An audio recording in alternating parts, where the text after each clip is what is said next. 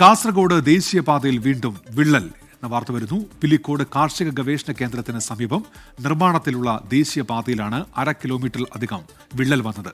വിള്ളലിന്റെ മുകളിൽ tar ഒഴിച്ചും plastic sheet മൂടിയും മറച്ചുവെച്ച നിലയിലാണ് ഇപ്പോൾ. വലിയ വിമർശനങ്ങൾ നേരത്തെ ഉണ്ടായിരുന്നു. പലയിടങ്ങളിലും ഇത്തരത്തിൽ വിള്ളൽ പ്രകടമാകുന്ന സ്ഥിതിയുണ്ട്.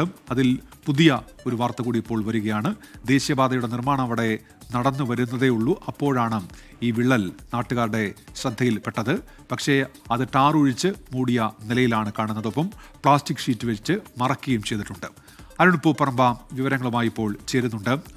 അരുൺ, ഇതിൽ എന്തെങ്കിലും ഒരു വിശദീകരണം ഈ കരാർ കമ്പനി നൽകുന്നുണ്ടോ? എന്തൊക്കെയാണ് വിവരങ്ങൾ അരുൺ?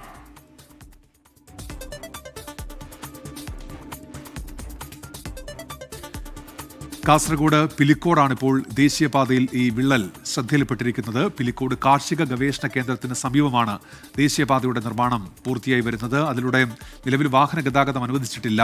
ഈ നിർമ്മാണം പൂർത്തിയായ ദേശീയപാതയിലാണ് ഇപ്പോൾ വിള്ളൽ. അത് 1/2 കിലോമീറ്ററിലധികം ദൂരത്തിൽ ഈ വിള്ളൽ കാണാം എന്ന് നാട്ടുകാർ പറയുന്നുണ്ട്.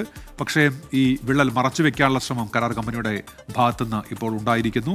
ഈ വിള്ളലിന് മുകളിൽ ടാർ ഒഴിച്ചിട്ടുണ്ട് എന്ന് പറയുന്നു. ഒപ്പം പ്ലാസ്റ്റിക് ഷീറ്റ് മൂടിയും ഇത് മറച്ചുവെച്ച നിലയിലാണ്. അപ്പോഴാണ് ഇത് നാട്ടുകാരുടെ ശ്രദ്ധയിൽ പെട്ടിരുന്നത്.